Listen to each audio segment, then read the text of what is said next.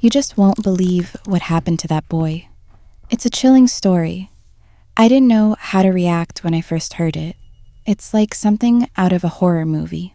But unfortunately, it was real life. Robbie Middleton, the most normal kid. Funny, kind, friendly. He lived in Texas, in a small town where everyone knew each other. He had loving parents, an older sister, tons of friends, an 8-year-old boy who just wanted to celebrate his birthday. And you wouldn't believe it, this was to be the happiest day of his life. Imagine, June 28th, summer, the sun is shining, and here, Robbie wakes up, full of anticipation. His parents hand him the gift he's been dreaming of, a tent. He's wanted his own tent for a long time, so he could go camping right in the backyard. And now he finally has one. He's overjoyed, and they also give him some money to buy something for the holiday.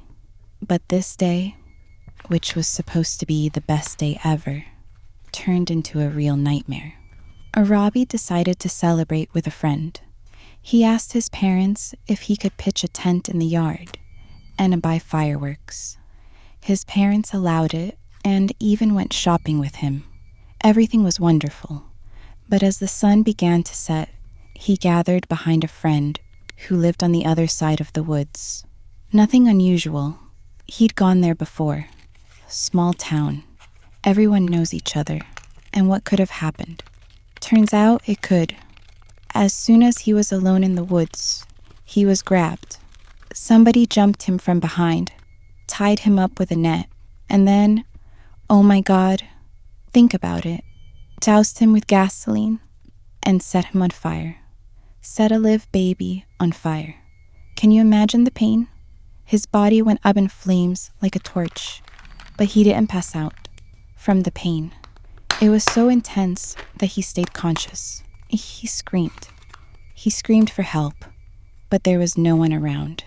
He was lucky, only in that the netting he was tied up with burned off, and he was able to break free.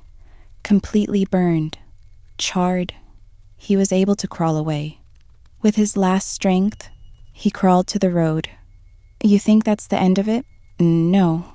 The neighbors saw him. At first, they thought it was just a dirty boy, but when they got closer, his body was smoking. His skin was literally dripping. His eyes were wide open, but completely white with pain. He only repeated, "I can't see anything. I'm cold. I'm thirsty." His parents ran outside, saw the crowd of people, and his mother recognized him. You know what? His sneakers. Because his face, his hands, his body, everything was burned beyond recognition. Robbie was taken to the hospital. The doctors said he wasn't going to make it. 99% third-degree burns. There's no way to survive that. The only place on his body that wasn't burned was a small part of his leg. But you know what? He survived. Yeah. Through a hell of a lot of pain. Hundreds of surgeries, endless procedures. 150 surgeries. Each one excruciating. But he didn't give up. And now, for the best part. When he was found, he managed to name the man who set him on fire. But the investigators didn't take his words seriously. Years passed. He tried to move on with his life, went to school, socialized with people, but he knew he wouldn't last long. And when it became clear to everyone, he decided to tell the truth. Before he died, he recorded a video, a 27-minute video in which he told the truth.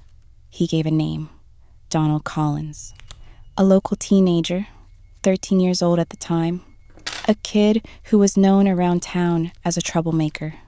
He tortured animals. He abused kids. He had no conscience at all. And here's the worst part. He didn't just set Robbie on fire. He was trying to cover up another crime. He made Robbie do things an 8-year-old kid shouldn't even know. This asshole lived his life, went on with his life. Robbie was tormented, struggling, suffering. And for what? And you know what happens next? The trial. In 2011, after 13 years, Donald was found guilty, but not jailed. Just a $150 billion fine. Yeah, understandably, he didn't pay it. It was a purely symbolic gesture. It wasn't until another 4 years later, in 2015, that he was finally convicted in a criminal case. 40 years in prison, but somehow even that wasn't enough. Now think about it.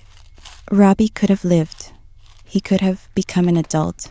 He could have studied, worked, traveled, loved, made friends. But he fought for his life every day.